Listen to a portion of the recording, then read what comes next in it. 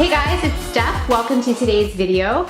So I have another declutter video for you guys today in this year's little mini series, and we are going to be tackling eyeshadow palettes. So let's go ahead and get started.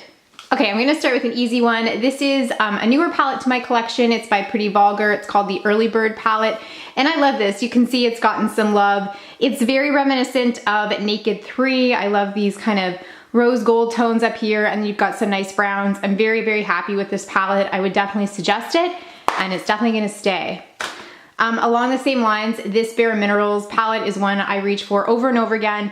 This was limited edition last year, the holiday, for holidays. It is so beautiful. I reach for it all the time. It's just full of these gorgeous neutrals. I kind of hope they re-release this so that if you didn't get your hands on it, you have the opportunity to, because I have really just thoroughly enjoyed this palette. But I'm also hoping that they kind of put out a variation of it, because I would love to grab another one. So this is a no-brainer. It's definitely staying. Okay, this is the Real Her Shadow Palette, Volume 2. It's called Do Your Squats. I got this in a boxy charm. This is nice, but when I'm looking for neutrals, I usually reach for this palette. So, you know, I've played around with this. It's okay. It's not my favorite, so I think I am going to pass this one along. This is by Studio Makeup on the Go, another palette that I got in my BoxyCharm. If you guys are looking for a subscription service that sends out a lot of palettes, BoxyCharm is definitely a great one. I love this palette. It's got some cooler neutral tones in it as well, and this burgundy matte shade is beautiful. I really, really do enjoy this. I'm usually more of a warm tone girl, but when I want to do a cooler tone look, this is the palette that I reach for, so I'm gonna keep this one. Okay, I've got two here by Anastasia. The Master Palette by Mario is my current favorite from her collection.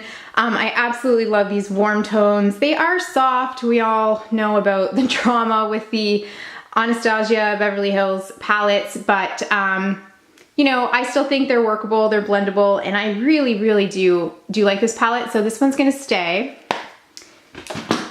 This one, however, I've had for a little while, and I just don't find myself reaching for as much. I feel like the colors I did reach for the most in this palette were these three, and I have others similar to that in the other palettes that I've already put in my keep pile, so I am going to pass this one along.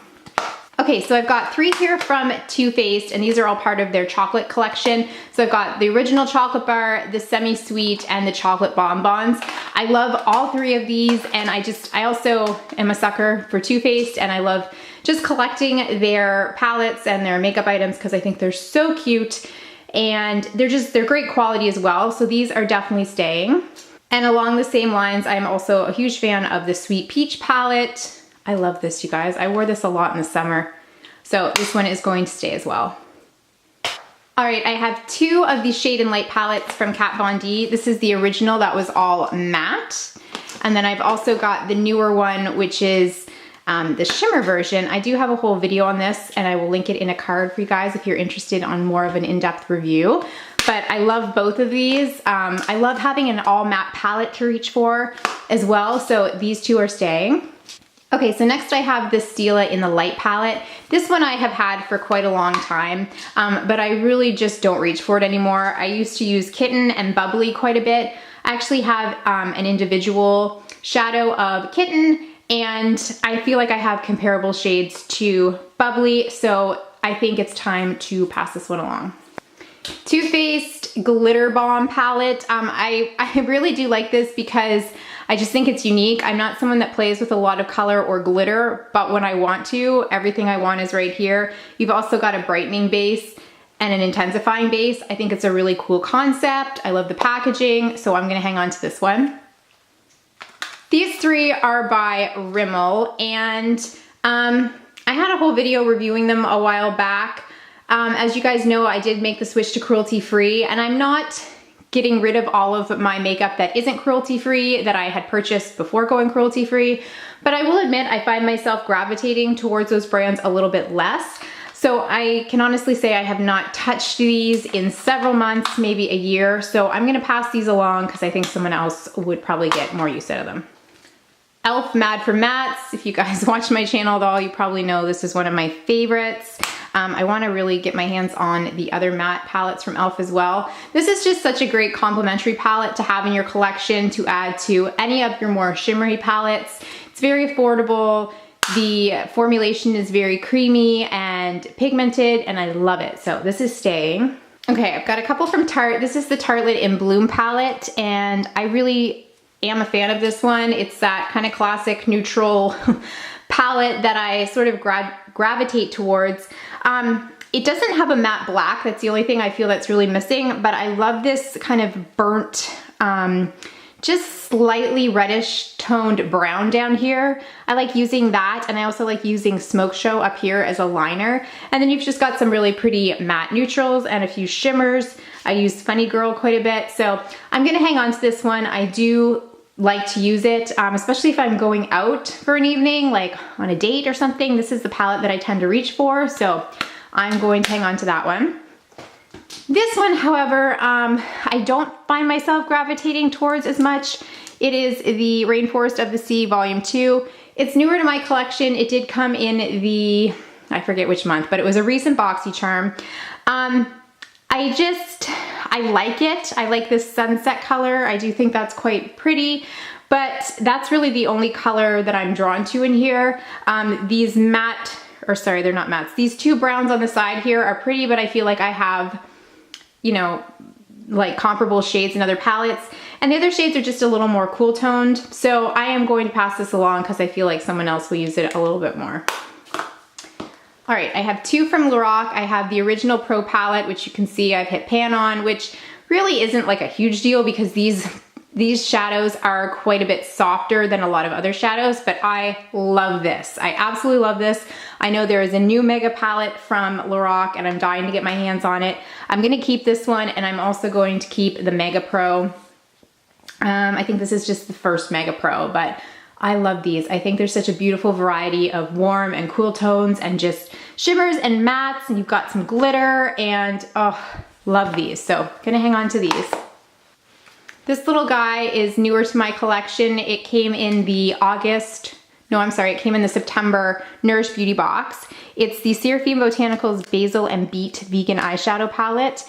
And this might look like not much, but it's actually quite beautiful. I've worn it a couple times. They're pigmented, they're blendable, but there's something almost illuminating about them. They just have that really beautiful glowy quality. So I am gonna keep this, and Seraphine Botanicals has been a brand that I've discovered since going cruelty-free that I really, really enjoy. So gonna keep that.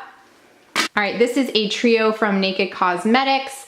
It's pretty. I do like the, you know, the colors in here, but they're really not something I reach for. I've swatched them. I think I may have worn the copper shade once, but I just don't reach for it enough, so I'm gonna pass this one along.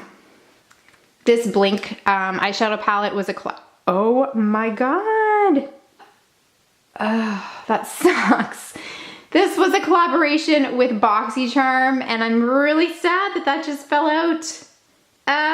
Anyways, I do really like the colors in here. I'm gonna try and press that back together, but it is going to stay in my collection. Oh, I'm so bummed. That sucks. Ugh. Okay, next. This is a little quint from e.l.f. It's called Necessary Nudes. It's pretty, but I've had it for quite a while and I've never used it, so I am going to pass this one along. This is the Too Faced Natural Love palette. I love the packaging of this. I love the colors in here. Again, I reach for them a fair amount. Gonna keep it. This is the Pure Cosmetics Buff collection. It's, let's be honest, it's kind of a knockoff of the Naked 3 palette.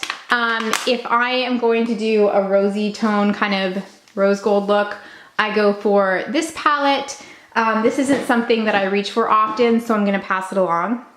And then finally, I have this palette from Makeup Forever, which I really do love. Unfortunately, Makeup Forever isn't cruelty-free, so I'm gonna enjoy these shadows while I have them. I really wish they were, because I really, really did love Makeup Forever, but at any rate, I won't be purchasing anything else from them, but I will continue to use this one until it's done. Okay, so I zoomed you guys out here so you could take a better look.